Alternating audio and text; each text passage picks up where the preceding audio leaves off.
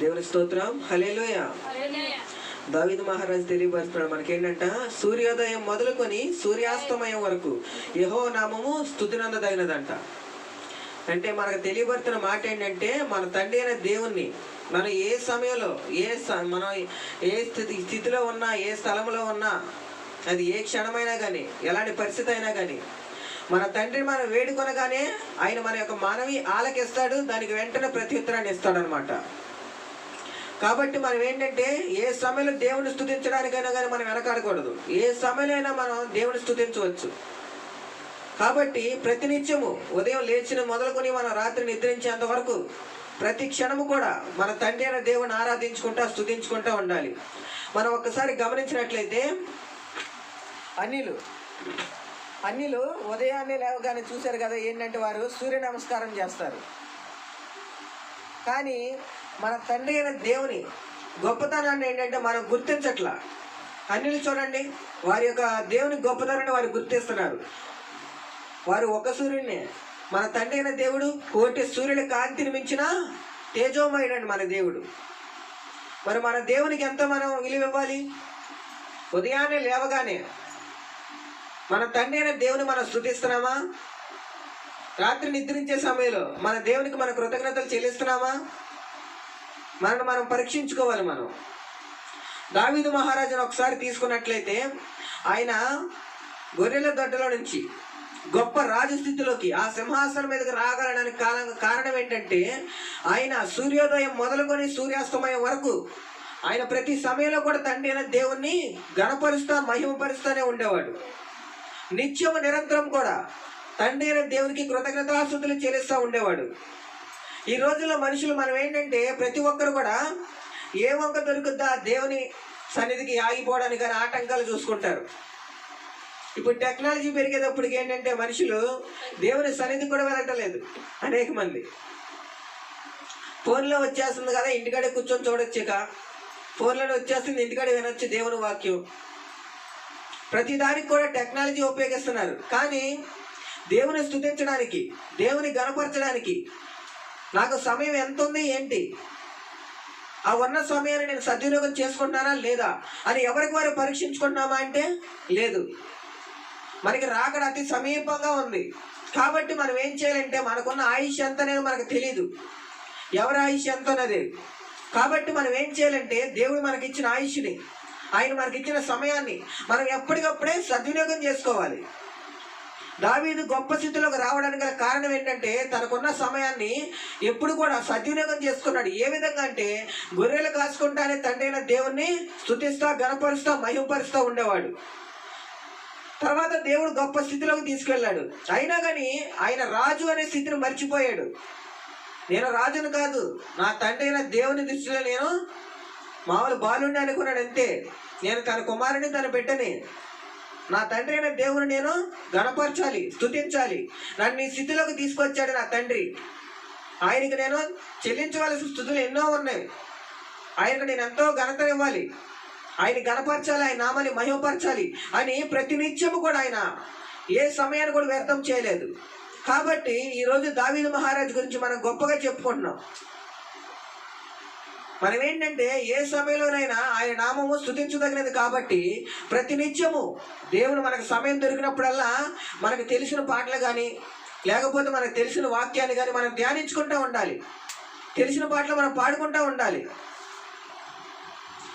ఎప్పుడు కూడా మనం ఏంటంటే, సమయాన్ని వ్యర్థం చేయకూడదు.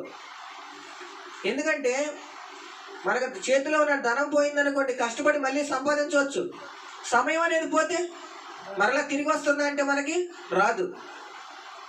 ఇప్పుడు ఒకసారి మనం గమనిద్దాం, ఏంటంటే ఆకాశం నుంచి వర్షం అనేది కిందకు పడుతుంది. ఆ వర్షం మరలా పైకి తిరిగి వెళ్తుందండి, వెళ్ళదు కదా. అలాగే తండ్రి అయిన దేవుడు మనకి ఇచ్చిన సమయం కూడా అంతే. ఆ సమయం అనేది ఏంటంటే మన దగ్గరికి వస్తుంది. ఆ సమయం వచ్చిన సమయాన్ని మనం ఏంటంటే సద్వినియోగం చేసుకోవడానికి ప్రయత్నించాలి. మనకి కీర్తన 1వ కీర్తన 2వ వచనంలో అంటాడు కదా, యెహోవా ధర్మశాస్త్రమునందు ఆనందించుచు దివారాత్రులు దాన్ని ధ్యానించేవాడు ధన్యుడు అంట. అంటే దేవుని వాక్యాన్ని ప్రతి క్షణం కూడా మనం వాక్యాన్ని ధ్యానించుకుంటా, చదువుకుంటా ఉండాలి. సమయాన్ని ఏంటంటే ఎప్పటికప్పుడే మనం ఏంటంటే ఏ సమయం ఏ విధంగా దొరికినా కానీ వాక్యానికి కానీ దేవుని స్తుతించేదానికి కానీ లేకపోతే మనకి తెలిసిన దేవుని విషయాలు వాటిని మన తోటి వారికి తెలియపరచడానికి మనం ప్రయత్నం చేయాలి. మనం ఏంటంటే దేవుని సంబంధమైన ఏదైనా కానీ మనం పని చేయడానికి ప్రయత్నం చేయాలి. ఎప్పుడు కూడా సమయాన్ని సద్వినియోగం చేసుకోవడానికి ప్రయత్నించాలి. మనం రాకడ అతి సమీపంగా ఉన్నది కాబట్టి నా తండ్రి అయిన దేవుని రాజ్యానికి నేను అనుకున్నా కాదా అని మనం పరీక్షించుకుంటూ ఉన్న సమయాన్ని మనం సద్వినియోగం చేసుకుంటూ ఉన్నట్లయితే మన తండ్రి అయిన దేవుడు ఏంటంటే మన పట్ల తన కనికరాన్ని చూపిస్తాడు, ఇంకా మన పైన ప్రేమను చూపిస్తాడు, దయను చూపిస్తాడు, జాలిని చూపిస్తాడు. మన పట్ల ఇంకా మనకి తండ్రి అయిన దేవునికి ఎంతో ప్రేమ ఉంది ఆయనకి. అందుకనే మన పాపులమైనా కానీ మనం ప్రేమించి మన కొరకు తన ప్రాణాన్ని అర్పించాడు. ఆ ప్రాణత్యాగం ఎవరైనా చేస్తారంటే ఎవరు కూడా ఈ లోకంలో చేయరు. మనిషికి పాపులైన మనిషి కోసం అయితే ఎవరు కూడా సహాయం అనేదానికి కూడా ముందడుగు వేయరు. కానీ మరి అలాంటి దేవుని కొరకు మనం ఏం చేయాలి? ఇచ్చిన సమయాన్ని తండ్రి నేను నీ కొరకు సద్వినియోగం చేసుకుంటానయ్యా అని మనం సాక్షులుగా నిలబడే బిడ్డలుగా ఉండాలి. మన పితరులు మనం గమనించినట్లయితే పరిశుద్ధ గ్రంథంలో ఎంతోమంది దేవుని పని నిమిత్తం ఆయన వారికి అప్పగించిన బాధ్యతను అనేకులకు ప్రచురపరుస్తూ ఉన్నారు. వారికి అప్పగించిన బాధ్యత ఎవరు కూడా దుర్వినియోగం చేసుకోలేదు. ప్రతి ఒక్కరు కూడా సద్వినియోగం చేసుకున్నారు. కాబట్టి మనం ఏంటంటే సద్వినియోగం అనేది చేసుకోవడానికి ప్రయత్నం చేయాలి. తల్లిదండ్రులు తన బిడ్డలకి ఏదైనా ధనం ఇచ్చారనుకోండి, జ్ఞానం గలవాడైతే ఏం చేస్తాడంటే పనికొచ్చే వాటిని కొనుక్కోవడానికి ప్రయత్నం చేస్తాడు. జ్ఞానం లేనివాడైతే పనికిరాని సిరితిండి తిని అనారోగ్యాలు తెచ్చుకుంటాడు. దానివల్ల తల్లిదండ్రులు ఇచ్చిన ధనము కూడా ఖర్చు అయిపోతుంది, తల్లిదండ్రుల దగ్గర ఉన్న ధనము ఖర్చు అయిపోతుంది. ఎందుకంటే ఏదో ఒక రోగం వస్తుంది, దాని ద్వారా దానికి ఖర్చు అవుతూ ఉంటుంది. అదే కనుక జ్ఞానం కలిగిన బిడ్డనుకో ఆ ధనాన్ని సద్వినియోగం చేసుకొని ఏం చేస్తాడంటే దాచుకోవడానికి ప్రయత్నిస్తాడు, లేకపోతే పనికొచ్చే వస్తువు కొనుక్కోవడానికి ప్రయత్నిస్తాడు. ఏదో ఒక విధంగా తల్లిదండ్రులకు కానీ లేకపోతే తనకు కానీ ఉపయోగపడేది ఏదైనా కొనుక్కోవడానికి ప్రయత్నం చేస్తాడు, దాచుకోవడానికి ప్రయత్నిస్తాడు. కాబట్టి మనం ఏం చేయాలంటే జ్ఞానం కలిగిన బిడ్డలుగా మనం ఉండాలి. మన తండ్రి అనే దేవుని మనం ఏంటంటే సంతోషపరచాలి. జ్ఞానం గల కుమారుడు తన తండ్రిని సంతోషపరుస్తాడంట. యెహోవా యందు భయభక్తులు కలిగి ఉండడం వల్ల ఏమొస్తుంది? మనకి జ్ఞానం అనేది వస్తుంది. అంటే ఇప్పుడు మన తండ్రి అయిన దేవుణ్ణి మనం సంతోషపరిచే విధంగా ఉన్నామా, దుఃఖపరిచే విధంగా ఉన్నామా? దుఃఖపరుస్తున్నామంటే మనం ఏంటంటే జ్ఞానం అనేది లేని వారంగా ఉన్నాం, జ్ఞానం లేని బిడ్డలుగా మనం ఉన్నాం కాబట్టి దుఃఖపరుస్తున్నాం. ఆయన కనుక సంతోషపెట్టే క్రమంలో మనం ఉన్నామంటే జ్ఞానం కలిగిన బిడ్డలు. అంటే మనం ఏంటంటే ఆయన ఎందుకు భయము భక్తి కలిగి ఉన్నాం కాబట్టి దాని ద్వారా జ్ఞానం అనేది పొందుకున్నాం. ఆ జ్ఞానం ద్వారా మన తండ్రిని మనం సంతోషపరుస్తున్నాం. కాబట్టి సమయాన్ని సద్వినియోగం అనేది మాత్రం మనం ఎప్పుడు కూడా మర్చిపోకూడదు. సూర్యోదయం మొదలుకొని సూర్యాస్తమయం వరకు అంట మన పితరులు అనేక మంది వారికి సమయం దొరికిన ప్రతి క్షణంలో కూడా వారు దేవుని స్తుతించుకుంటా, దేవుని గణపరుచుకుంటా, దేవుని నామని మహిమపరుచుకుంటా ఏ స్థలంలో ఉన్నామని ఆలోచించేవారు కాదు. ఇది ఏ సమయం ఏంటి అనేది ఆలోచించేవారు కాదు.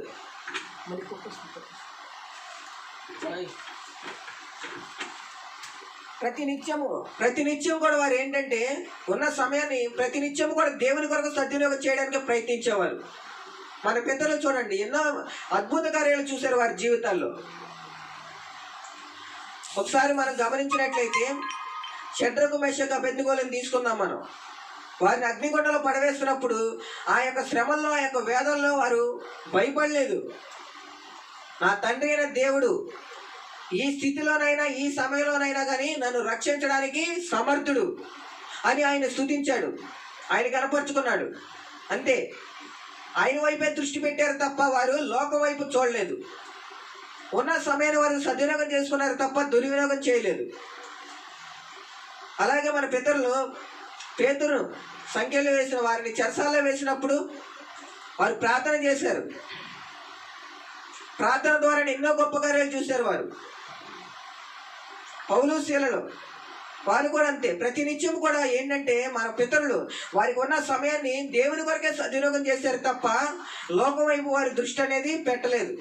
కాబట్టి మన తండ్రి అయిన దేవుని స్తుతించడానికి మనం ఎప్పుడు కూడా ఏ సమయం దొరికినా ఇది ప్రార్థించే సమయమా కాదని మనం ఆలోచించకూడదు. దేవుని వాక్యం ధ్యానించే సమయమా కాదని మనం ఆలోచించకూడదు. ఉదయమైనా మధ్యాహ్నమైనా రాత్రి అయినా మనం ఏ సమయంలోనైనా కానీ మన తండ్రిని మనం స్తుతించవచ్చు, మన తండ్రి దేవుని వాక్యాన్ని ధ్యానించవచ్చు. కాబట్టి మనకు వచ్చిన సమయాన్ని బట్టి మనం ఏంటంటే రాకడ అతి సమీపంగా ఉన్నదని మనం గమనించి ఉన్న సమయాన్ని బట్టి దేవుని వాక్యాన్ని నిత్యం కూడా మనం ధ్యానించుకుంటా, మన తోటి వారికి మన దేవుని గురించి తెలియపరచుకుంటా మనం కనుక జీవించినట్లయితే ఆ రాకడ సమీపమైనా కానీ మనం ఏంటంటే ధైర్యంగా ముందడుగు వేయచ్చు. అలా చేయడం ద్వారా మన తండ్రి అయిన దేవుడు కూడా ఎంతగానో సంతోషపడతాడు. మన తండ్రిని కనుక మనం సంతోష పెట్టామంటే ఆయన మన జీవితాల్లో చేసే గొప్ప కార్యాలు ఎలా ఉంటాయంటే అవి మన యొక్క జీవితంలో ఎప్పుడు కూడా మనం మర్చిపోలేమన్నమాట. ఎంత గొప్పగా చేస్తాడంటే మనం దాచుకోవడానికి మన యొక్క గృహాలు కూడా చాలవయ్యి అన్ని గొప్ప కార్యాలు మన తండ్రి అయిన దేవుడు చేస్తాడు. ఈ భూమి మీద మన తండ్రి అయిన దేవునికి ఇష్టమైన బిడ్డలుగా నిత్యము నిరంతరము ప్రతినిత్యము కూడా ఆయన నామాన్ని స్తుతించుకుంటూ గణపరుచుకుంటూ ఆయన వాక్యాన్ని ధ్యానించుకుంటూ మనం జీవించినట్లయితే కీర్తన చివరిగా మన జీవితం ఎలా ఉంటుందంటే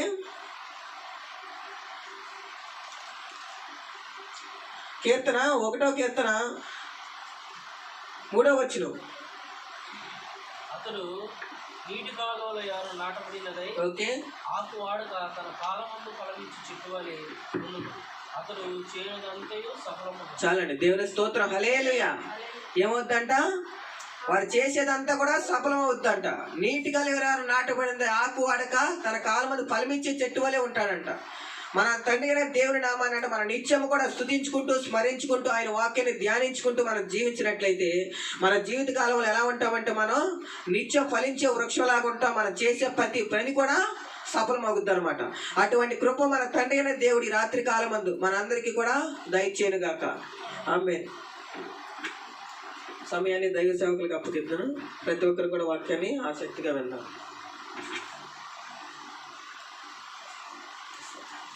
స్తోత్రం, హల్లెలూయా, హల్లెలూయా. మంచిది, చక్కని మాటలు.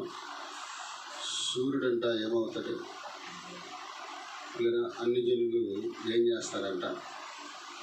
సూర్య నమస్కారం చేస్తారు. ఒకసారి అంట మన ఆంధ్ర రాష్ట్రానికి సువార్త తీసుకొచ్చింది ఎవరో తెలుసా? ఎవరు?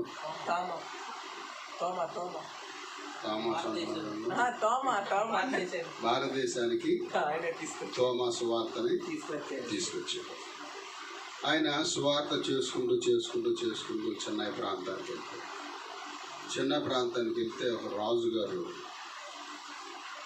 ఆయన పాపాలు ఎక్కువగా ఉన్నప్పుడు ఆయన రాజుగారు గొప్ప వ్యభిచారంలో మునిగిపోయినప్పుడు ఈ నెల ఆయనకు వాక్యం చెప్పారు.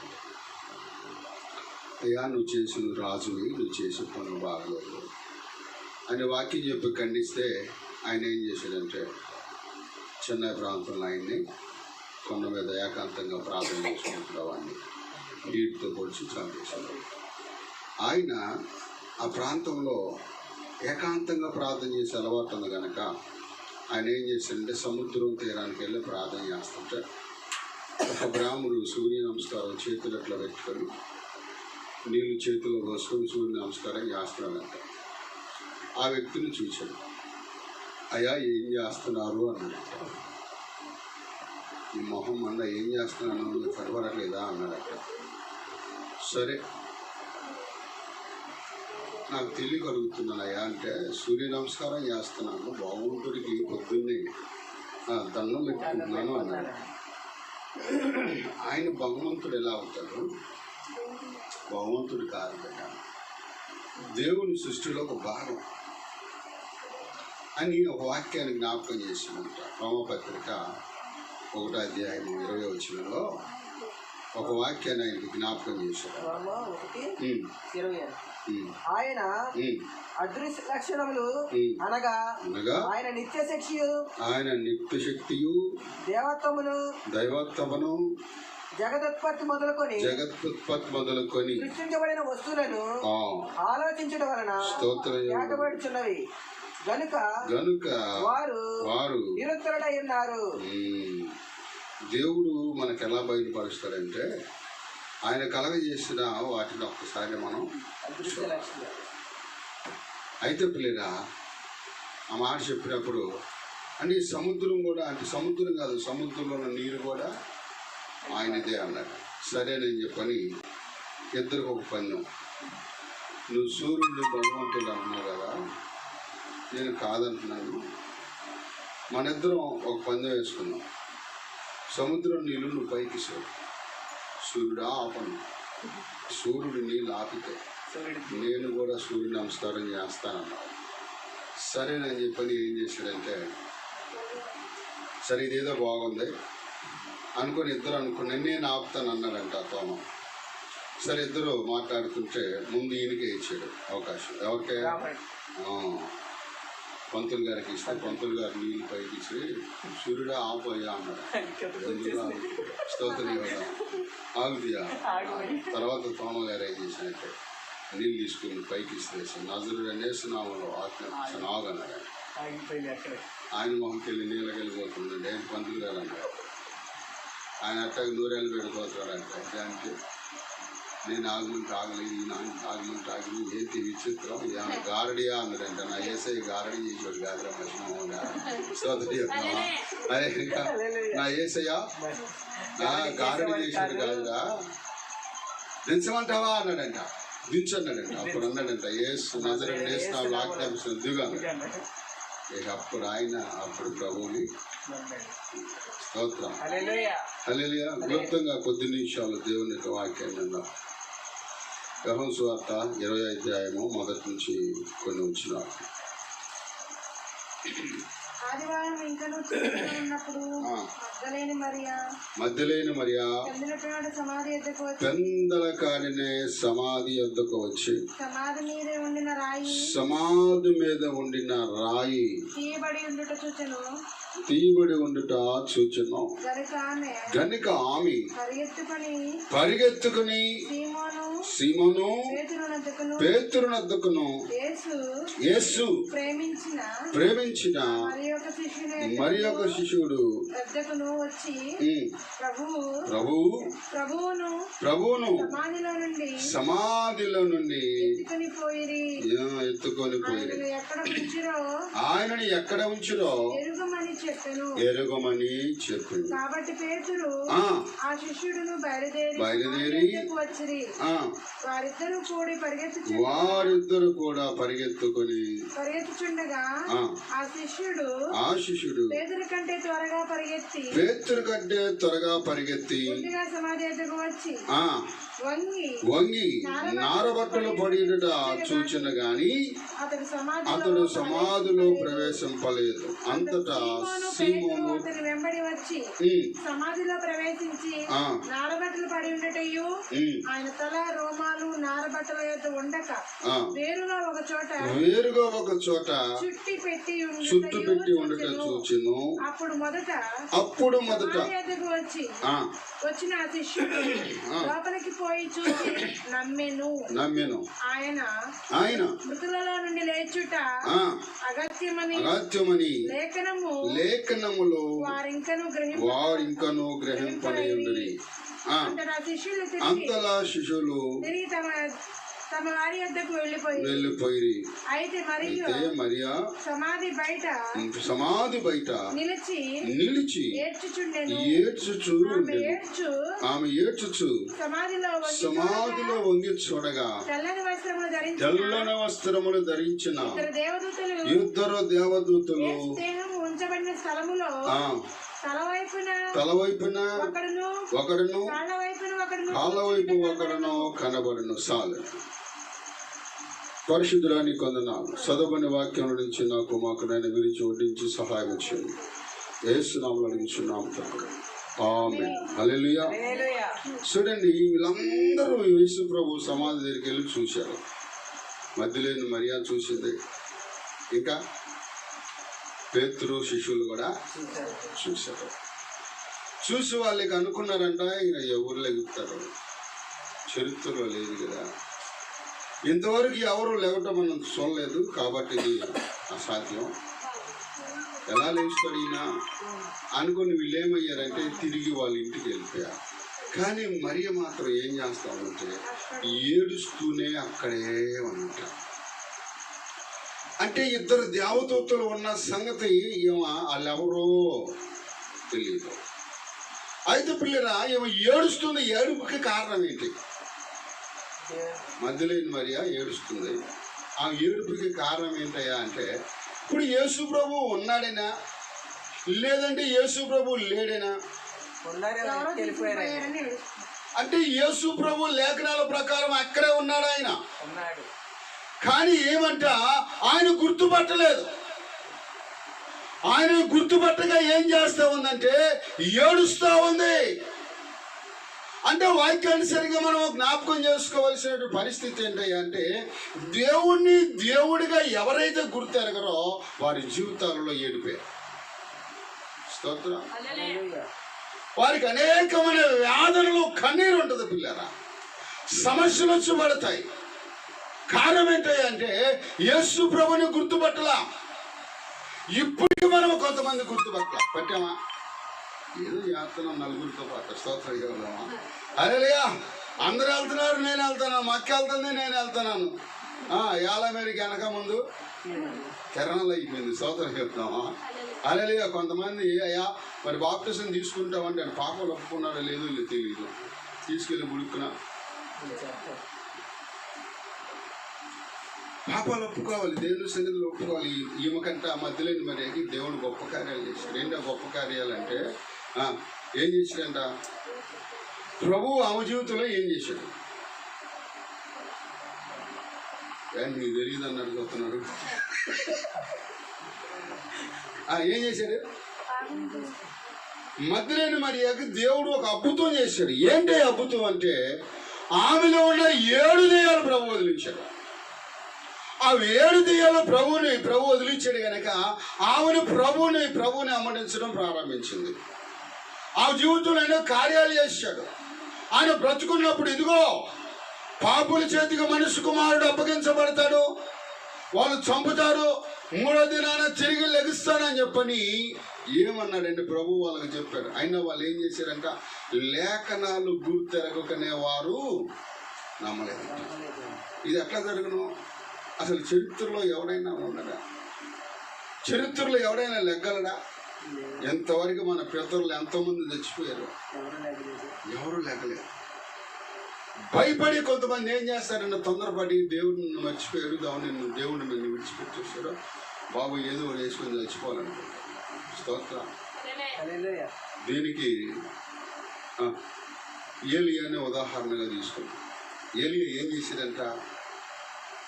రాజుల గ్రంథంలో, మొదటి రాజు గ్రంథంలో 19 అధ్యాయం 4-5 వచనాలను అనుకుంటామంట. బాబరి ఒక దిన ప్రయాణం అరణ్యంలో ఒక బంది వృక్షం క్రింద కూర్చుండి మరణాపేక్ష గలవాడే, యెహోవా నా పితరుల కంటే నేను ఎక్కువవాణ్ణి కాను, ఇంత మట్టుకు చాలును, నాకు ప్రాణము తీసుకొనుము అని ప్రార్థన చేశాను.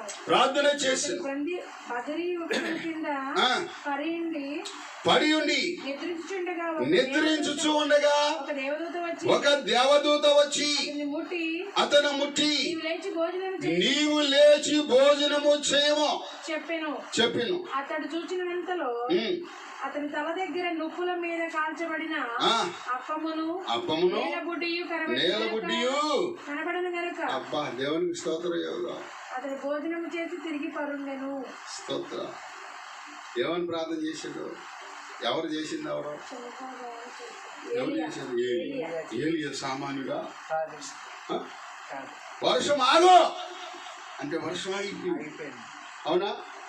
మరి ఎందుకు అతను భయపడుతున్నాడంటే, ఒక స్త్రీ అందంటే నీ ఎంత చూస్తానందంట. ఎవరా? అది ఏ రాణి? మరి రాణి తోక దండగా. స్తోత్రం చెబుదామా?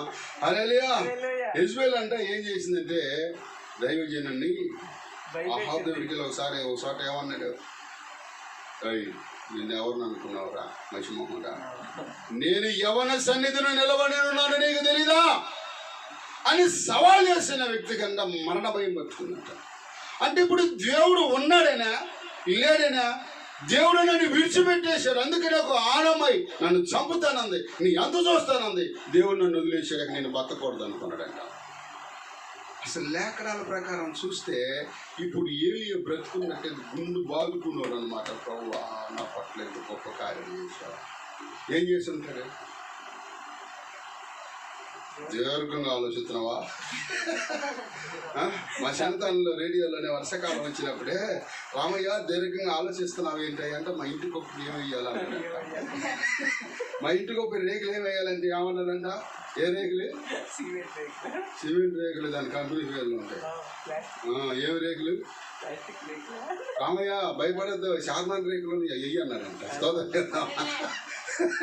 అలాగే విధేన పెట్టారా ఏ రకంగా ఆలోచిస్తున్నాడు. ఏమైంది? ఇప్పుడు ఉంటే తన జీవితంలో ఒక అద్భుతం జరిగేది.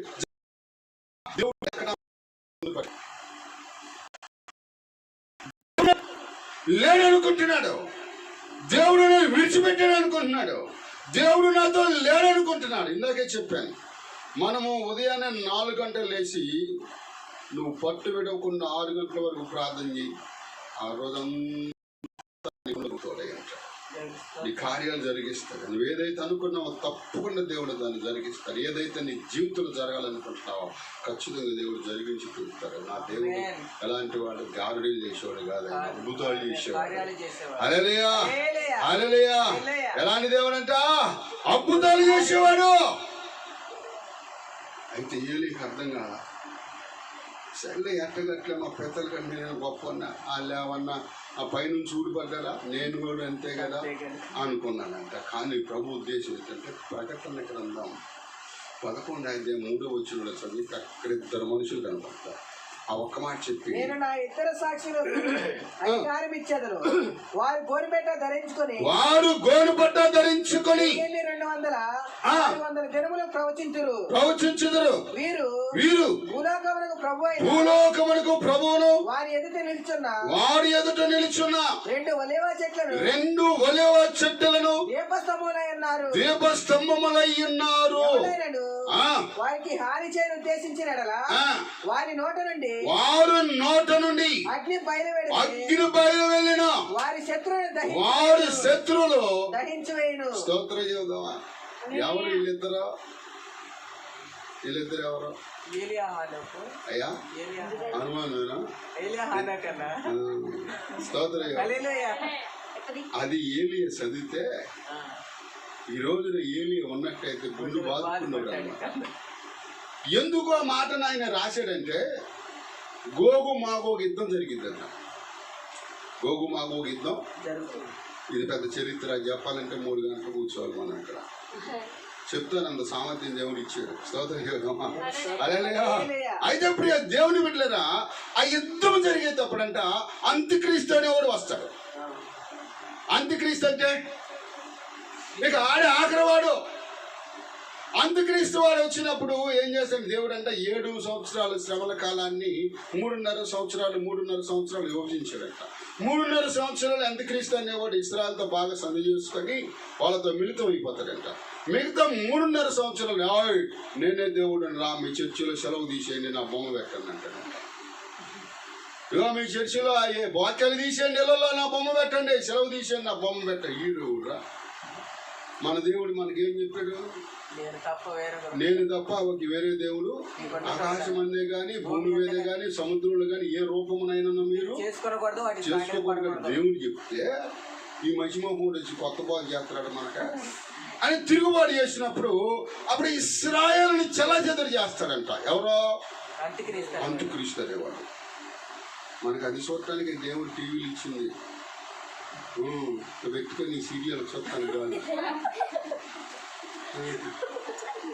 కళ్ళు పెట్టుకుని ఏం జరిగింది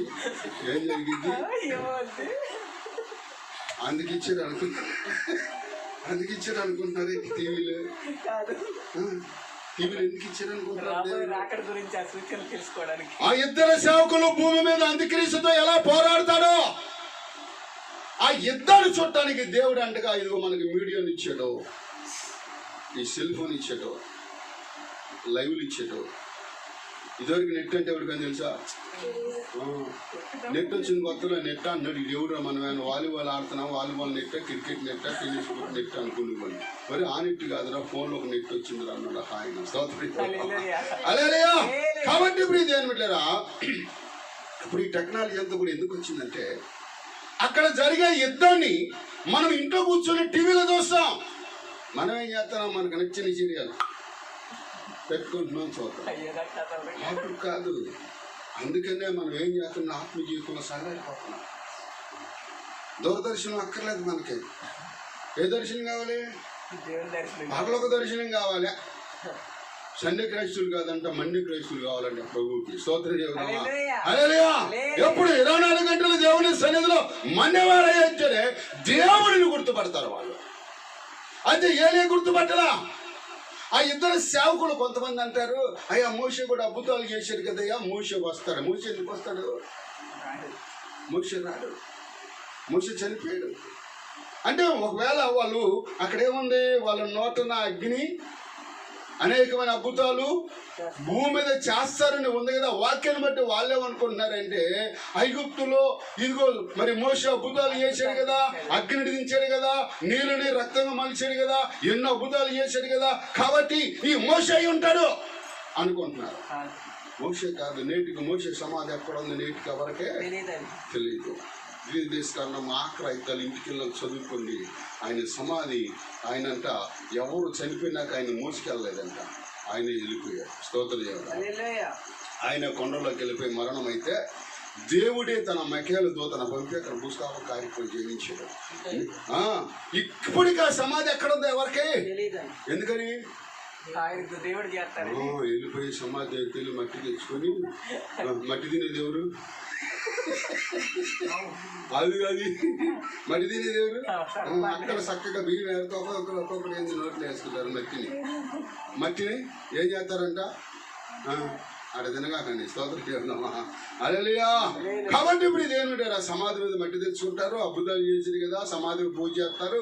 ఆ వారం ఏదో ఒక వారం ఆయన వచ్చిపోయిన ఓ రోజు ఏదో గుర్తు పెట్టుకొని ఆ వారం గుర్తు పెట్టుకొని వారం వెళ్ళి అక్కడ పూజ చేస్తారని చెప్పిన సమాధి ఎవరికి తెలియకుండా చేశారు కదా.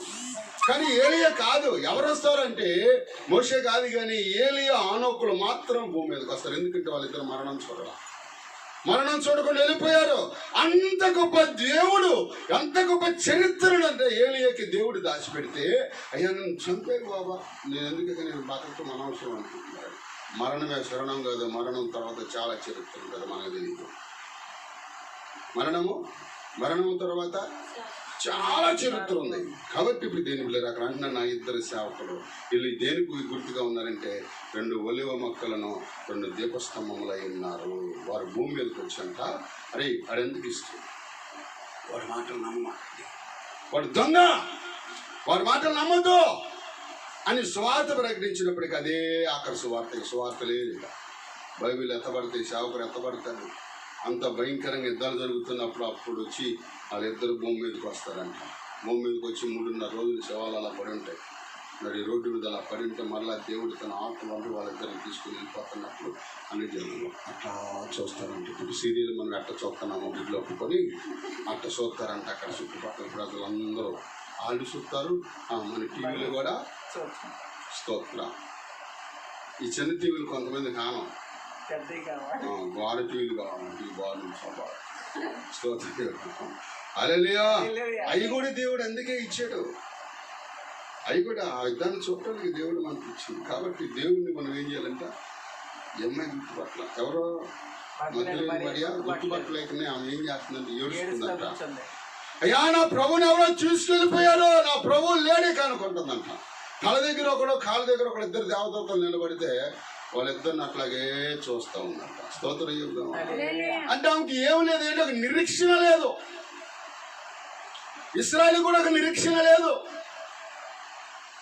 వాళ్ళ ఐగుప్తుని విడిచిపెట్టారు, కానీ వాళ్ళలో నుంచి ఐగుప్తు పోలేదు. చూడండి, నిర్గమకాండం 14:13 వచ్చిన త్వరగా నేను ముగించేస్తాను. నిర్గమకాండము 14:13. అందుకు మోషే భయపడుకుడి యెహోవా మీకు నేడు కలగజేయ రక్షణను మీరు ఊరక నిలిచి స్తోత్రం. ఏంటంట? నేడు యెహోవా కలగజేసే రక్షణను. యేసు ప్రభు వారు ఒక రక్షణ కార్యాన్ని మొదలు పెట్టాడు. నువ్వు నిలిచి ఉండు చూడు, అంతే. నువ్వేం కంగారు పడ అవసరం లేదు, ఏం బళ్ళు అరపడే అవసరం లేదు, టెంకాయలు కొట్ట అవసరం లేదు, పొలాలు వెలిగి అవసరం లేదు. మరి ట్యాంక్ దగ్గర, నీళ్ళ ట్యాంక్ దగ్గర ఖర్జూరాలు అమ్ముతాడు ఒక ఆయన. బండి మీద ఒక అద్దాలు పెట్టి లోపల పెట్టి అమ్ముతూ ఉంటాడు. ఆయన చర్చికి వెళ్తాడు, టక్ వేసుకొని అమ్ముతాడు. అవి కూడా షూ వేసుకొని చక్కగా టక్ వేసుకొని చాలా క్లాస్గా అమ్ముతాడు. సరే అయ్యా, నువ్వు ఏ చర్చికి వెళ్తావయ్యా అన్న. అన్నాడు. అట్లా కాదు నాన్న, చాలా నీట్గా అయ్యగారిలా కనపడ్డావు నాకు అన్న. స్తోత్రం. మరి నువ్వు అయ్యగారివేగా, నువ్వు ఎందుకు వేయలేదు? నాకు అలవాట్లేదు ఫస్ట్ నుంచి, ఎప్పుడన్నా వేస్తాను అంతే. స్తోత్రం. నాకు ఎప్పుడు మరి రబ్బర్ చెప్పులు వాడేవాడిని, ఎంత 60 రూపాయలు చెప్పులు. స్తోత్రం. అవి ఒకసారి కాలు మంటలు కూర్చాయి. ప్రభుని అడిగి, నేను ప్రభు అంటే ఒక ఆయన ఏం చేసాడు, కుట్టించాడు లెదర్ చెప్పులు. అప్పట్లోనే 600, ఇప్పుడు 1200. ఇక అట్లా అలవాటు అయిపోయింది. ప్రదేవుళ్ళు అయితే మనం ఆలోచన చేయాలి. ఆయన చక్కగా ఒకచోట మళ్ళీ అడిగా, అయ్యా నాకు చెప్పవా ఏ చర్చికి వెళ్తా, నీ కోసం ప్రార్థన చేద్దామని అన్నా. ఎందుకంటే ఆయన్ని నేను ఒకచోట చూశాను, మేము ఆర్సీఎంకి వెళ్తామన్నా. అది అందుకని నువ్వు మనుషులు కూడా దండం పెడుతున్నావు. ఏనంట? ఎవరికి దండం పెట్టే తెలుసా? జాన్ముస్లిం తెలుసా? ఏ జాన్ముస్లిం? వ్యవసాయం జాన్ముస్లిం కాదు. కుర్రాడు ఉన్నాడే, కట్నం నాకు వద్దు, నాకు పెళ్ళి వద్దని ఆయన కట్నం తీసుకుని పెళ్లి చేసుకున్నాడు. స్తోత్రం చేయాలి. ఇవన్నీ ఏం లేదు, మోసం చేశాడు. స్తోత్రం. హల్లెలూయా. బైబిల్ ఏం చెప్తుంది? ఇప్పుడు పౌలు ఏమన్నాడు? ప్రతి వానికి సొంత భార్య ఉండవలను. లేని ఇళ్ళ నువ్వు ఉండగలిగిన ఇళ్ళ ఉండు, లేని ఇళ్ళ ప్రభుకు అవమానం రాకుండా వివాహం నాకు వద్దు అన్నాడు. నాకు కట్నం వద్దన్నాడు. 2 లక్షలు తీసుకున్నాడు కట్నం. స్తోత్రం కదా. జాన్ముస్లి గారి బొమ్మ పెద్ద పోస్టర్ పెట్టుంది. అక్కడికి వెళ్ళి ఆయన కాళ్ళ మీద పడి టెపి కొట్టుకున్నాడు. ఇదేం కరవరా నీకు అని అన్నా. మంచి దైవజనుడు అండి అంటున్నాడు. మీ అయ్యగారు కాదా అన్నా. మీ అయ్యగారు కదా? అసలు కాలుగు మొక్కమని నీకు ఎవరు చెప్పాడురా అన్న. ఇట్టగా అన్నాయి, నీకు కాలుగు మొక్కమని ఎవరు చెప్పాడురా? ఇప్పుడు మైక్ ఉంది, ఈ మైక్ లోపల 2 బ్యాటరీలు ఉన్నాయి. అయిపోయిన తర్వాత ఇది పని చేస్తుందా? సేవకుడు కూడా అంతే. ఆయన పవర్ ఉన్నంత కాలం దేవుడు వాడుకుంటాడు. ఏం లేదు, పక్కనకి వచ్చి పెడితే దాకనైనా ఇంకొకరిని లేపుతాను ఆగంటాడు. ఆగు నువ్వు మొక్కటం అంటే దరిద్ర కూడా మహిమహోడా అట్ట కాదండి, బాగా వాడబడుతున్నాడండి. మరే దేవుడు వాడుతుంది, ఎవరు వాడుకోడరా? దేవుడు వాడుకుంటాడంటే మంచినీళ్ళు నీ దగ్గర చేసా ఉంది కదా, వాటర్ బాటిల్ ఉందా, బ్యాగులు అన్న ఉందన్నాడు. నీళ్ళు అయిపోయినాక ఏం చేస్తామన్నా? ఇంటి తీసుకెళ్ళి పడేస్తాను. మేము కూడా అంతే. స్తోత్రం చేద్దాం. మాలో దేవుని ఆత్మ, దేవుడు మనకున్నంతకాలం దేవుడు వాడుతుంది. అది అయిపోతే అడుగు సామాన్యులే, పైనుంచి ఎవరు పడలేదు, వాళ్ళేం బంగారు బొమ్మలు లేదు. దేవుడు వాడుకుంటున్న మనుషులు అంతే అని ఒక వాక్యం చూపించాడు. ఏంటి ఆ వాక్యం అంటే, పౌలిశీలలో వాళ్ళ ఊరు వెళ్తారు. ఊరు వెళ్ళినప్పుడు అది అపొస్తలుల కార్యాలు 14వ అధ్యాయము 7వ వచనం ఒకసారి చూడండి.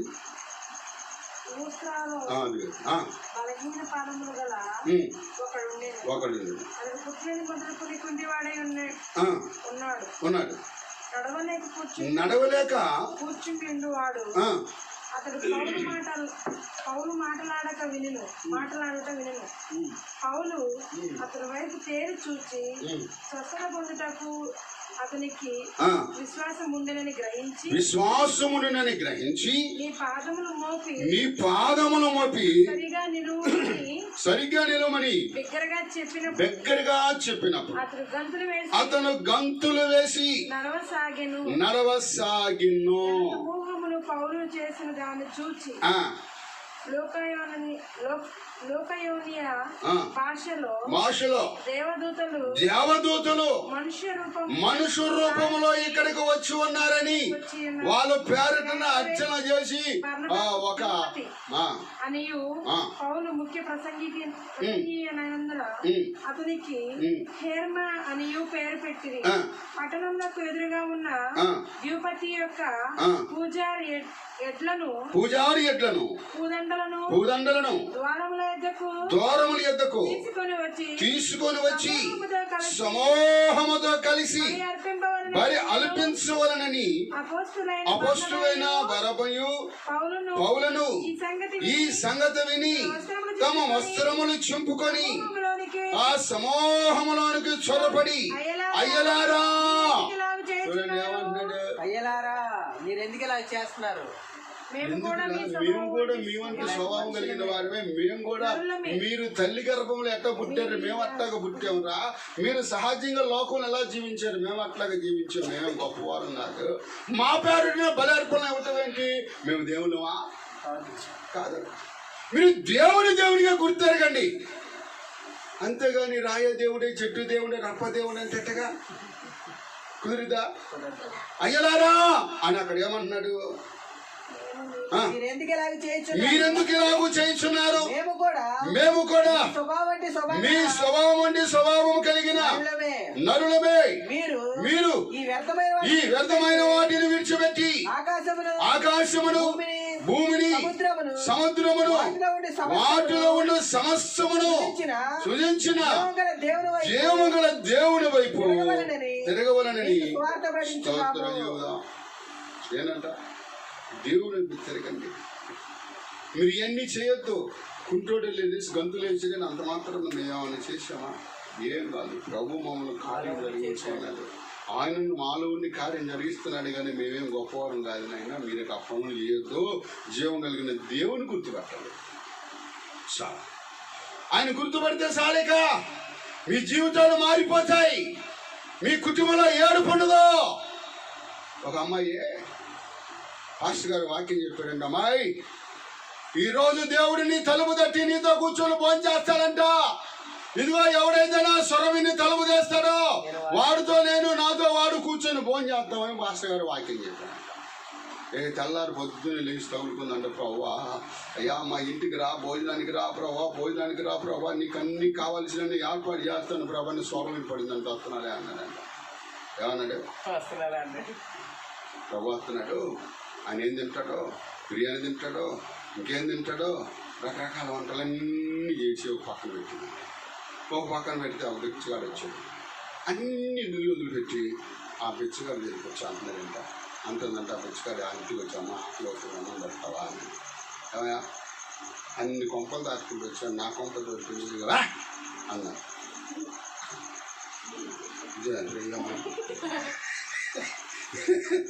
అన్ని కొంపలు దాటుకుంటూ వచ్చి నా కొంప దగ్గరికి వచ్చి నేను ఒక ముఖ్యమైన వ్యక్తి కోసం నేను ఎదురు చూస్తున్నాను, వస్తానన్నాడు. ఆయన నా చేయి లేదు పో అన్నాడు. ఈ హెట్టి కథలు అక్కడే నుంచున్నాడంట. అమ్మ నా మాటినమ్మా, నాకు ఆకలి కూర్చోమని పెట్టామా అన్నాడు. లేదు కుదరదు, నా చేయి కాలేదా. మూడోసారి అన్న కుదరదమ్మా, వెళ్ళొస్తాను. వెళ్ళిపోయాడు. వచ్చాడు, వెళ్ళిపోయాడు. 4 అయింది, 6 అయింది, 7 అయింది, 8 అయింది, 9 అయింది, 10 అయింది, 12 అయింది. ప్రభా అయ్యా అని అడుగుతున్నాక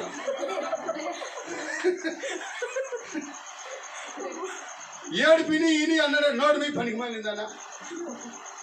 సరిగ్గా భోజనం టైంకి వచ్చింది. ఎవరు అనుకుంటున్నావు? నేనే. ప్రభువా నువ్వు వచ్చిన కాలం నేను గుర్తుపట్టలేదయ్యా. నీ గుండు బాదుకొని ఏడ్చిందంట. ప్రభువా నువ్వేలా వచ్చింది, నన్ను క్షమించు బాబు.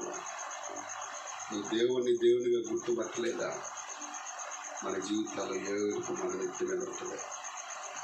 ఎప్పుడైతే ప్రభువుని గుర్తుపడతామో అప్పుడు మన జీవితాల దేవుడు అప్పుడు చేస్తారు. అందుకే చెప్తున్నాడు పౌలు, అయ్యలారా మేము కూడా మీ వంటి స్తోత్రం. హల్లెలూయా హల్లెలూయా. ఆఖరిగా చూడండి, ఇంక 2-3 వచనాలు చెప్పి నేను ముగిస్తాను. మత్తయి సువార్త 27వ అధ్యాయము 63 నుంచి కొన్ని వచ్చినాలు చదువుదాం. మత్తయి సువార్త. అయ్యా ఆ ఆ వాంఛకుడు సజీవుడై ఉన్నప్పుడు 3 దినములైన తర్వాత చెప్పినది మాకు జ్ఞాపకమున్నది. కాబట్టి 3వ దినము వరకు సమాధిని భద్రము చేయ ఆజ్ఞాపించుము. వాని శిష్యులు వచ్చి వారిని ఎత్తుకొని పోయి ఆయన మృతులలో నుండి లేచినని ప్రజలతో చెప్పుదురేమో. అప్పుడు మొదట వాంఛన కంటే కడపటి వాంఛన మరి చెడ్డదై ఉండదని చెప్పిరి. అందుకు పిలాతు కావలి వారు ఉన్నారు కదా, మీరు వెళ్ళి మీ చేతనంత మట్టుకు సమాధిని భద్రము చేయుడని వారితో చెప్పాను. సమాధిని ఏం చేశారంట? వాళ్ళు భద్రం చేశారంట. కానీ యేసు ప్రభు లేచాడు కాబట్టి అది ఖాళీ సమాధిగా మిగిలింది. అదే యేసు ప్రభు దాంట్లోనే ఉండి శిలలాగా బొమ్మలాగా పెట్టున్నాడు అనుకో, ఏమనేవాళ్ళు? అది ఖాళీ సమాధి అనేవాళ్ళు కాదు. దాన్ని ఏమనేవాళ్ళంటే సత్రం. సత్రాలలో ఏముంటాయి? అవునా? సత్రాల సమాధి అంటే సత్రాలు బొమ్మలు ఉంటాయి, విగ్రహాలు ఉంటాయి. కాబట్టి ఆయన విగ్రహం కాదు, శిల కాదు. ఆయన ఎవరంటే జీవము గొప్ప దేవుడు. హల్లెలూయా, హల్లెలూయా. చూడండి, మార్తా మరియలు కూడా ఏం చేశారంట? మార్తా మరియలు కూడా ప్రభువుని గుర్తుపట్టల, లాజరు కూడా గుర్తుపట్టల. కానీ ఆ కుటుంబంలో ఏం కలిగింది? ఏడుపు, వేదన, రోదన. ప్రభు వచ్చినప్పుడు మార్తా ఏమంటుంది? అయ్యా, నువ్వు ఇక్కడ ఉన్న ఎడలా అప్పుడు అన్నాడు, మార్తా నువ్వు నమ్ము, నిల్లా దేవుని మహిమను ఎక్కడున్నాడు పా అని. ఎక్కడున్నాడు పా అంటే, అయ్యా ఇప్పుడు వద్దయ్యా, ఇప్పుడు నాలో మహిమోహన్ నేను ఎవరిని అనుకుంటున్నావు అన్నాడంట. అట్లా చెప్పలేదా? ఒక ఎదరాల కుమారుడు చనిపోయినప్పుడు ఆ కుమారుని తీసుకుని వెళ్ళిపోతుంటే ప్రభు వచ్చి ఆపి, అమ్మ ఏడమాక అన్నాడంట. ఏమన్నాడు? ఏడమాక దేవుడు ఎక్కడి నుంచి వచ్చా అన్నట్టుగా యేసు ప్రభుత్వం చూసిందంట.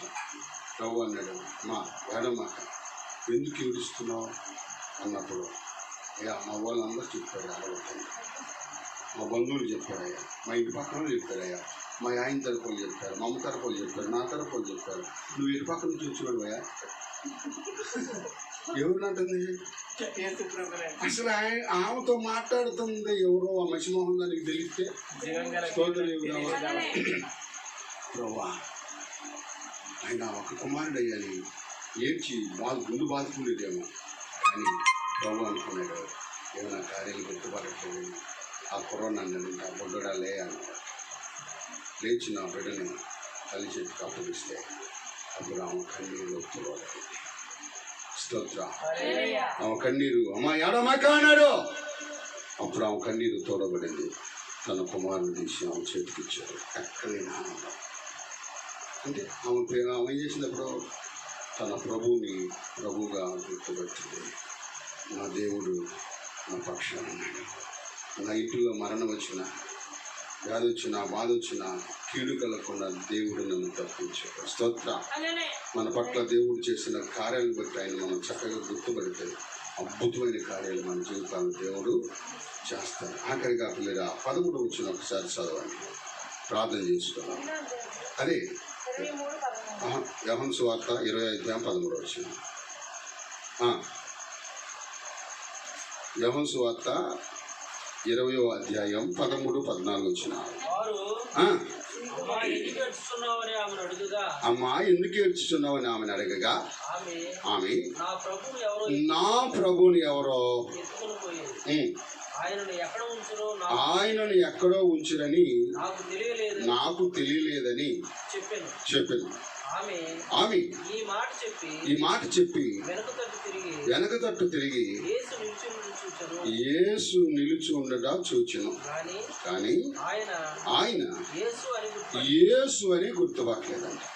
యేసు అని గుర్తుపట్టల. కానీ ఆయన ఏమన్నాడు? ఇంక కింద వచ్చిన చదివితే, అమ్మా ఎందుకు ఏడ్చుచున్నావు, ఎవరిని వెతుకుచున్నావు? ఆమె ఆయన తోటమాలి అనుకొని యా నీవు నీవు ఆయన మోసుకొని మోసుకొని పోయిన ఇలా ఆయనను ఎక్కడ ఉంచుతావో నాతో చెప్పము. ఆయన ఎత్తుకొని పోదునని చెప్పను. యేసు ఆమెను చూచి మరియా అని పిలిచెను. ఆయన వైపు తిరిగి ఆయనను హెబ్రీ భాషతో రబ్బోని అని పిలిచెను. ఆ మాటకు బోధకుడా. హల్లెలూయా. ఆమెని శరీరధారిగా ఎప్పుడైతే యేసు ప్రభు ఉన్నాడో, మరణించక ముందు ఏ విధంగా ఆమెను పిలిచాడో అదే పిలుపుతో పిలిచాడంట. అప్పుడు గుర్తుపట్టిందంట ప్రభువా. ఎందుకు గుర్తుపట్టలేదంటారు చెప్పండి? వాక్యం నేర్చుకున్నాం.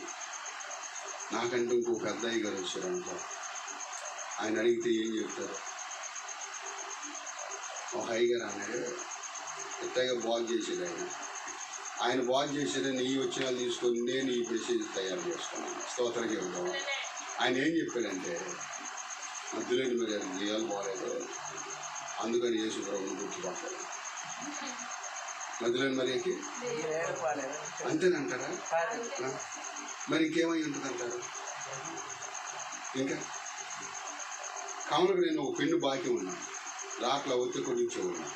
అక్కడికి వచ్చాడు. స్తోత్రం. వాళ్ళు వచ్చాడు వస్తున్నారు 2 వారాల నుంచి. ఇది కొంచెం పని మీద తిరుగుతున్నారు. చెప్పిన వాళ్ళకి వాక్యంతో కొన్ని మంచి పెన్ను తీసుకొచ్చిస్తారు, మీరు రాసుకోవాలి.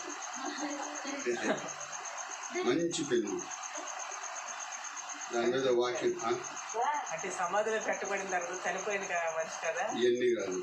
ఆయన ఎందుకు గుర్తుపట్టలేదు? ఇంకా మనోనేత్రం ఆమెది తెరవబడలేదు, ఇంకా ఇంకా నేను చెప్తాను. నాకేమవుతుంది? స్తోత్రం చెబుదామా? గ్రహింపు లేదా? ఇంకా చెప్పేనా?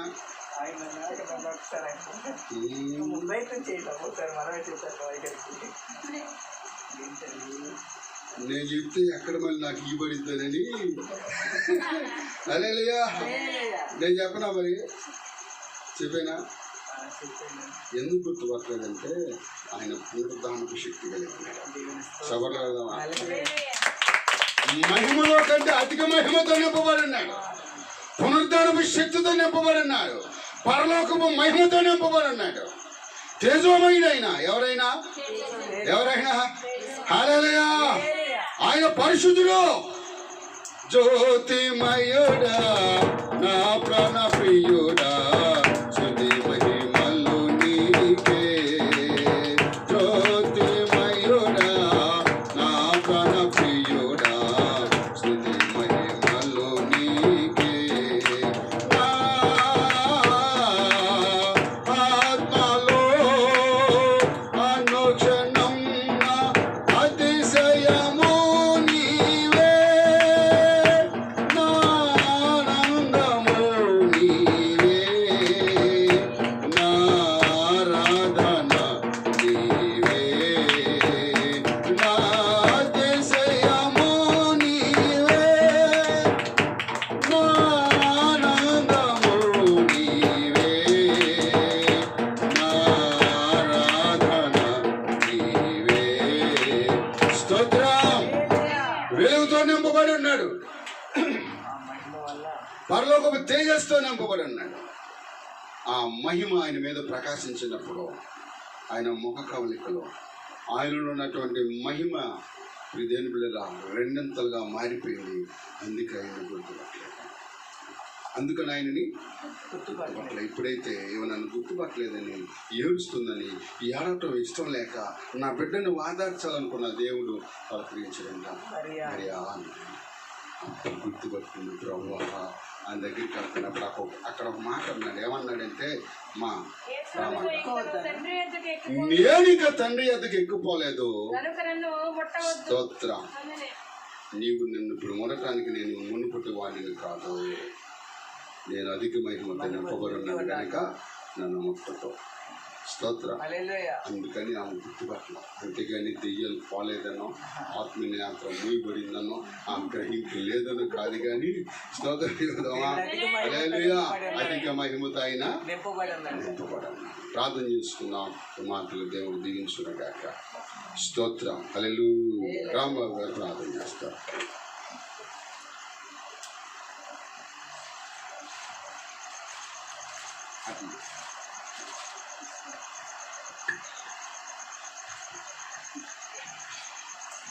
పరిశుద్ధ పరలోక భూలోకము సృష్టించిన యేసయ్య, నజరేయుడైన యేసయ్య, నాయన మీకు వందనాలు ప్రభువా. నాయన ఈ లోకంలో ఎంతోమంది ప్రభువా, నాయన ఈ రోజును చూడలేక చనిపోయారు ప్రభువా. కానీ మాకు ఏ యోగ్యత లేని మమ్మల్ని నాయన మీ రెక్కల చాటు మమ్మల్ని కాపాడి రక్షించి ఈరోజు మొత్తం మమ్మల్ని కాపాడినందుకు మీకు వందనాలు ప్రభువా. నాయన ఈరోజు ఎంతోమంది ధనవంతులు, గొప్పవారు, శక్తిమంతులు, మాకన్నా గొప్పవారు ప్రభువా, వారు కూడా నాయన ఈ లోకంలో దాటి వెళ్ళిపోయారు ప్రభావ. కానీ నాయన ఏ గొప్ప లేని మమ్మల్ని మాత్రం ఈరోజు సజీవులకు ఉంచారు. కేవలం మీ కృపా ప్రభావ. నాయన మమ్మల్ని అందరూ కూడా మీ వైపు మారుస్తున్నందుకు మీకు వందనాలు ప్రభావ. నాయన ప్రతిరోజు కూడా ప్రభావ నాయన వాక్యం చదువుకుంటూ ప్రార్థన చేసుకుంటూ నాయన మేము స్తుతించే భాగ్యం దయచేసినందుకు మీకు వందనాలు ప్రభావ. నాయన ఎటువంటి ప్రభావ డిస్టర్బెన్స్ లేకుండా ప్రభావ ప్రతిరోజు ప్రార్థన చేసుకునే భాగ్యాన్ని మాకు దయచేయండి ప్రభావ. నాయన మా అయ్యగారిని ప్రభా ఇక్కడ వరకు మీరు రప్పించారు ప్రభా, మమ్మల్ని ప్రార్థనలో నడిపించారు నాయన. మీ యొక్క వాక్యంతో ప్రభా నాయన మమ్మల్ని ఎంతో నాయన ఇంకా తేజోమయంగా ప్రభా ఎంతో నాయన బలపరుస్తున్నందుకు మీకు వందనాలు ప్రభా. నాయన మీరు గొప్పవారు ప్రభా. నాయన మీకన్నా శక్తిమంతులు ఎవరు లేరని మేము నమ్మే భాగ్యాన్ని ఇచ్చాను ప్రభా. యేసయ్య మీరే నిజమైన దేవుడు నాయన, మీరు తప్ప వేరొక దేవుడు లేడని మేము నమ్మే భాగ్యాన్ని మాకు దయచేయండి ప్రభా. నాయన ఈ లోకంలో ఎంతో మంది ప్రభా విగ్రహారాధన చేస్తున్నారు ప్రభా. నిజమైన దేవుడు ఎవరు తెలియక ప్రభా నాయన వాళ్ళు ఎంతో ఇబ్బందులు పడుతున్నారు ప్రభా. నాయన నీ చిత్తం ఏమన్నదో నాయన మీకు తెలుసు ప్రభా. నాయన నీ చిత్త ప్రకారం ప్రభా ప్రతి ఒక్కరిని ఈ భూమి మీద ఉన్న ప్రతి ఒక్కరిని కూడా నీ వైపు మార్చి నీవే నిజమైన దేవుడు అని, నీకన్నా గొప్ప దేవుడు ఎవరు లేరని, నీవే దేవుడు అని మా అందరూ తెలిపి మమ్మల్ని ఆయన మారుస్తున్నందుకు మీకు వందనాలు ప్రభా. సర్వశక్తిమంతుడు ప్రభా, గొప్పవాడు ప్రభా. నాయన మీ యొక్క శక్తిని మేము గ్రహించుకునే భాగ్యాన్ని మాకు దయచేయండి ప్రభా. నాయన ఎన్నోసార్లు వాక్యం నాయన ఎన్నో సంవత్సరాలు గడిచిపోతున్నాయి ప్రభా. నాయన నీ వాక్యాన్ని వింటున్నాం ప్రభా, నీ బైబిల్ చదువుతున్నాం ప్రభా.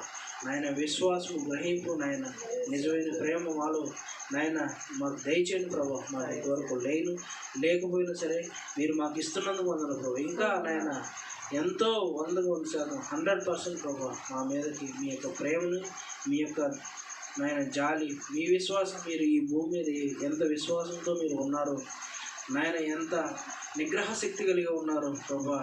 ఆ విశ్వాసాన్ని, ఆ నిగ్రహ శక్తిని నాయన మీ యొక్క ధైర్యాన్ని మాకు ప్రసాదించిన ప్రభా. నాయన మా జీవితం నాయన మేము ఈ భూమి మీద ఉన్నంతకాలం కూడా ప్రభా నాయన మీ యొక్క శక్తిని, మీ యొక్క విశ్వాసాన్ని, మీ యొక్క బలాన్ని ప్రభా మాకు దయచేసి ఈ భూమి మీద నడిపించి మీ చిత్తానుసారమైన జీవితాన్ని మాకు దయచేసి తర్వాత మమ్మల్ని అందరూ కూడా నాయన మీ రాజ్యంలో చేర్చుకున్నారని మేము విశ్వసిస్తున్నాం ప్రభా. ఆ గొప్ప విశ్వాసాన్ని మాకు దయచేసినందుకు పొందిన ప్రభా. నాయన ఈరోజు ప్రభా ఎంతమంది వచ్చారు ప్రభా, అది కేవలం నీ యొక్క కృపను బట్టి ప్రభా. ఎన్నో సంవత్సరాల నుంచి ప్రభా ఆయన ఈ యొక్క చిన్న సంఘం ప్రభా, ఆయన చిన్న మందాన్ని ఆయన మీ యొక్క గొర్రెల మందిలాగా ఆయన దీన్ని తీర్చిదిద్ది ప్రభా ఎంతోమంది ఇంకా నీ ఇష్టమైన నీ చిత్తానుసారమైన ప్రజలు ఇక్కడ తీసుకొచ్చి ప్రభా నడిపించడం ప్రభా. నాయన ఇంకెంతోమంది ప్రజలు రప్పించి ప్రభా నాయన మీ సేవకుల్ని నేను ఎక్కువగా వాడుకోమని బతిమాలుకుంటున్నాను ప్రభా. నాయన మేము మీ గొర్రెల్లాగా నాయన మీరు మా కాపర్లాగా ప్రభా నాయన ఎల్లప్పుడూ మాకు ఉండమని మేము బతిమాలుకుంటున్నాం ప్రభా. నాయన ఇప్పుడు వచ్చారు ప్రభు అశోలో అయ్యారు అమ్మగారు ఆయన వచ్చారు ప్రభు, వాళ్ళని మళ్ళీ వెళుతున్నప్పుడు మీ యొక్క రెక్కల క్రింద వాళ్ళని తీసుకెళ్ళి ప్రభు ఆయన కాపలా ఉన్నందుకు మీకు వందనాలు. ఎటువంటి అపాయం కలగకుండా చేస్తున్నాను ప్రభు. కేవలం మీ యొక్క శక్తి మాత్రమే నేను కాపాడుతుందని మేము విశ్వసిస్తున్నాం ప్రభు. ఆయన మమ్మల్ని కాపాడి మమ్మల్ని రక్షించి నాయన ఈరోజు మొత్తం కూడా నాయన ఎటువంటి అపాయం కలగకుండా రేపు సజీవ లెక్కలో ఉంచి నాయన ప్రతిరోజు కూడా ప్రార్థన చేసుకుని బైబిల్ చదువుకుని స్థుతించే భాగ్యాన్ని మీకు దయచేసి మీకు వందనాలు తెలుపుకుంటూ త్వరలో రానున్న నజరేయుడైన యేసు నామములో అడిగి పొందుకునే నామం తండ్రి. లేదా మరి పరిచయ కొరకు కానుకలకు పడుతుందిగా చిన్న పాట పాడుతున్నాం.